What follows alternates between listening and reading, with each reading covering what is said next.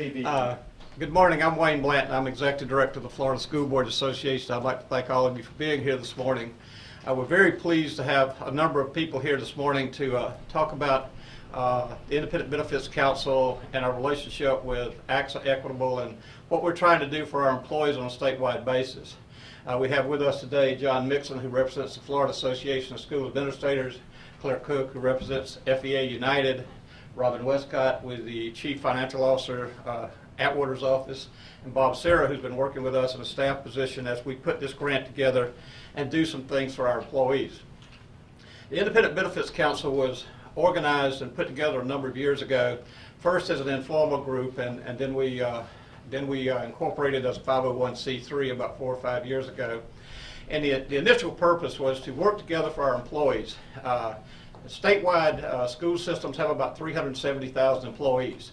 And with the school boards and the superintendents and the administrators and the teachers union, we looked up and there was nobody on a day-to-day basis looking after the benefit of our employees as a group. And so we got together and started saying, you know, we may have some differences sometimes, but overall what we can do to benefit our employees would be fantastic if we can make sure that our employees are getting the best break, whether it be the retirement system or whatever.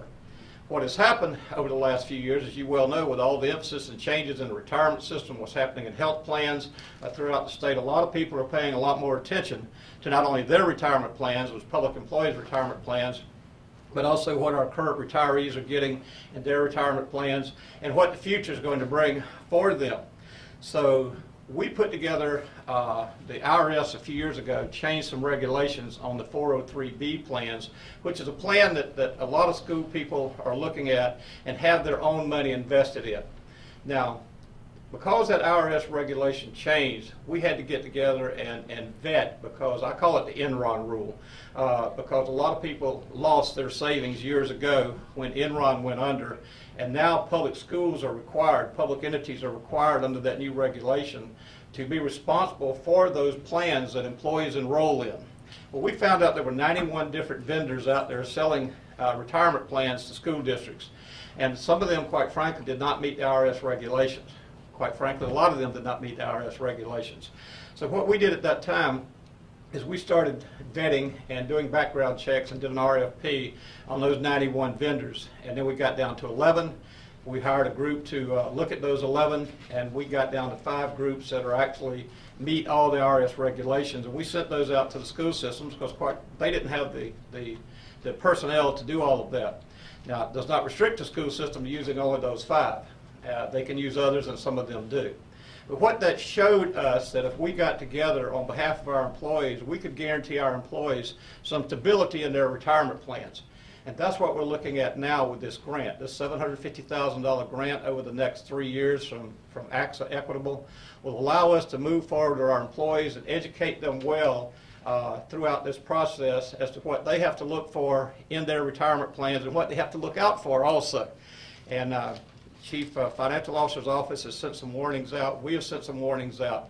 You can read and see in the papers and other issues about individuals who took all their drop money and put it in a program, and then they found out they couldn't touch that drop money for 5, 6, 10 years. Those are the kind of things we want to make sure our employees are going to avoid.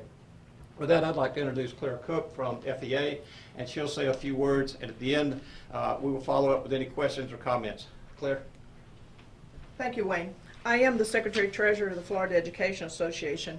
We've been merged now for 11 years, so it is an FEA United now, but it is FEA, so thank you. And on behalf of the 140,000 plus teachers and educational support personnel that we represent around the state, I am very pleased and thankful to AXA Equitable for this grant.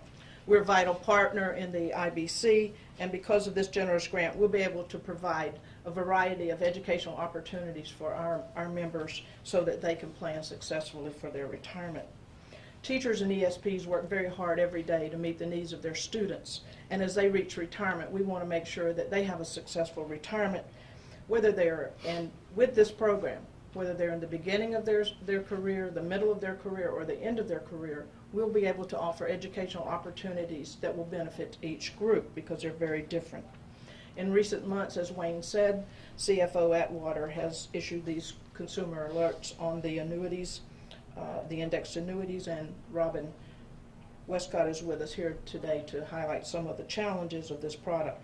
But as I travel around the state in my role as Secretary Treasurer, I often hear stories from our members that are very heart-wrenching, whether it is an educational support personnel or a teacher who has, as Wayne said, put all of their monies into this. One comes to mind in my county in St. Lucie that worked with us for over 30 years and found that all of her retirement was placed into these annuities and she couldn't touch them for 10 years. There's also a letter in your packet from an administrator in Dade County, a retired administrator, Delio Diaz. And it's a very informative letter that he also invested in these annuities and can't touch them.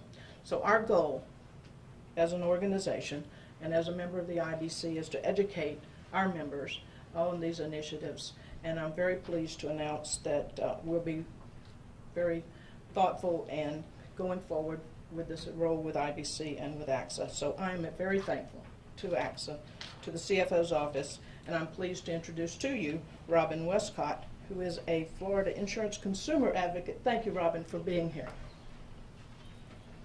Thank you for the opportunity to be here with you today to announce this grant opportunity for teachers and administrators throughout our state and our public school systems.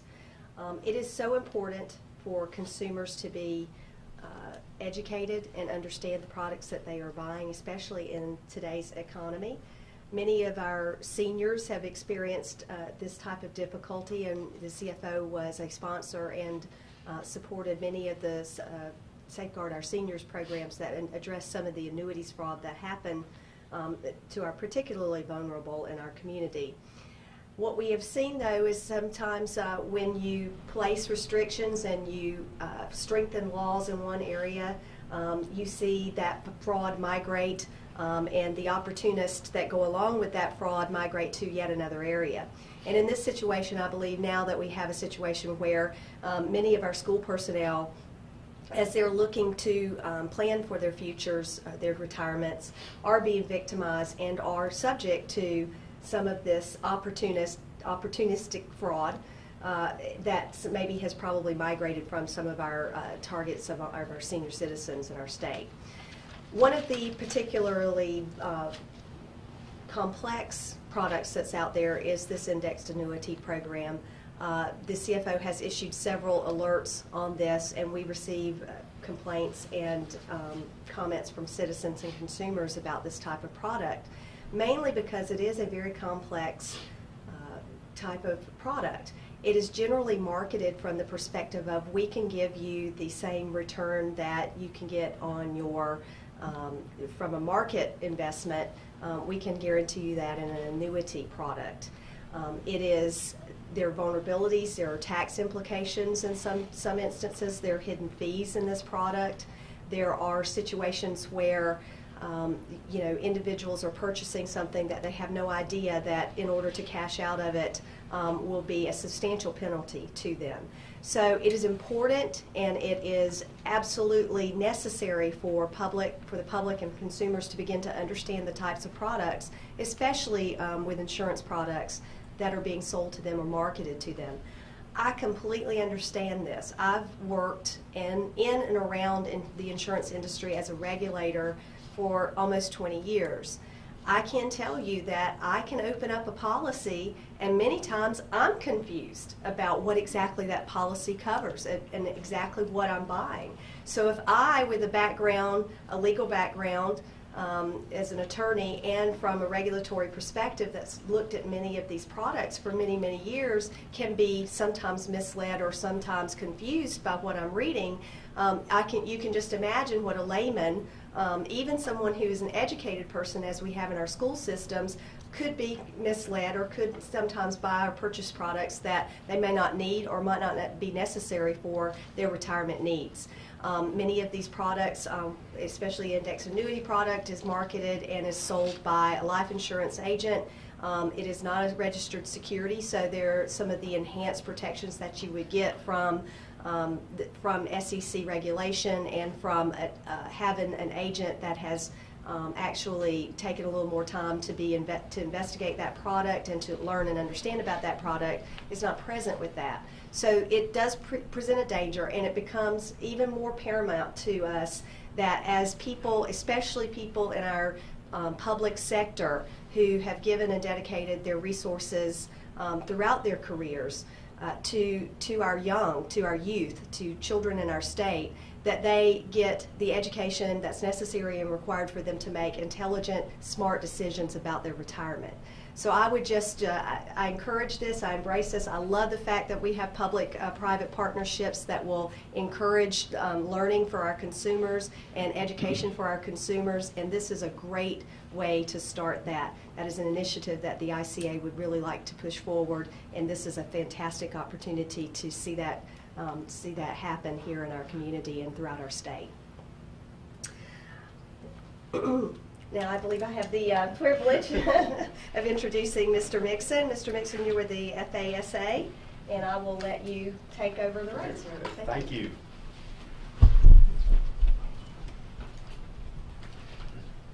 On behalf of the 10,000 administrators in the state of Florida, we appreciate Equitable bringing the funding necessary to develop education programs for all the retirees in the state of Florida who go through a state retirement system. It's very, very important.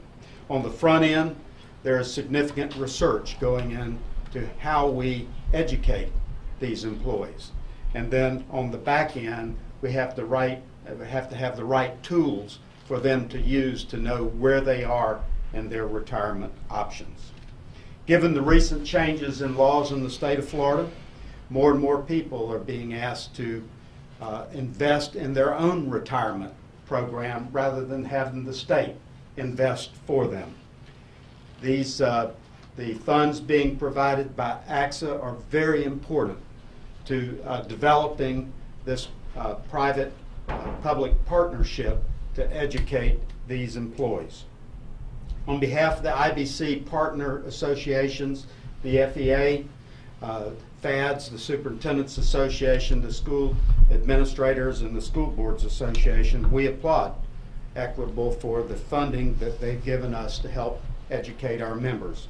Our goal is going to be to deliver a high-quality education program with valuable information that will allow retirees to plan not just now for their future, but when their future arrives, that they have the security to know that they have the funds available, and what was told to them when they bought it is indeed what they get on the back end. So with that, Dr. Blanton, you will. Thank you very much. We'll be glad to answer any questions or comments or anything if anybody has any questions on why we were here today and what this product is and why we've joined together on behalf of all of our employees. Can you give me a sense of sort of the size and scope of this problem? Do you have an idea of maybe how many public school employees have purchased a product that is not in their financial best interest? Unfortunately, I think the size and scope is fairly large, and I'll tell you why. Back when we went to do the 403B plan, and there was 91 vendors out there selling to school systems, school employees out there in the school systems, we found a number of those were charging very, very high commissions. And some of them, you know, you look, a teacher would get their statement and they would make 3%. They said, guys, that's really nice. I made 3% last year. But then hidden down in there was 3% commissions. And so when we started doing the RFPs on that, what we did is we got everybody in the state to bring their commissions way, way down. Some as low as 1% and some even lower. And so I thought that was outrageous, quite frankly, that had been going on for so long.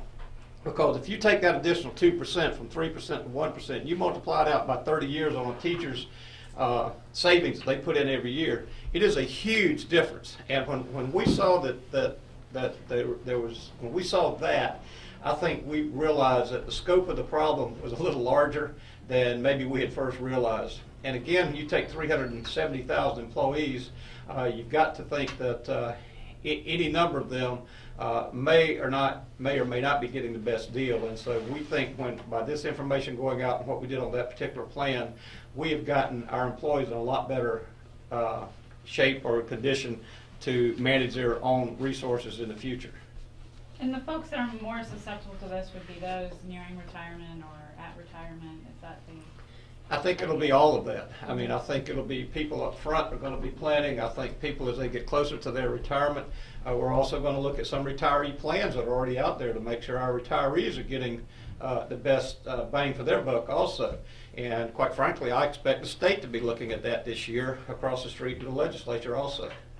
Do you sense there's more interest in trying to do outside programs given the uncertainty of the FRS?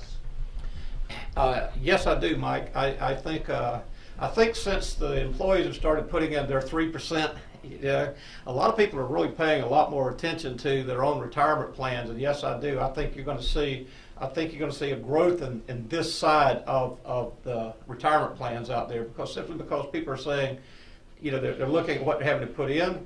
They're anticipating they may have to put more in. That could come up this next session. And I think people are looking more and more at their own private plans.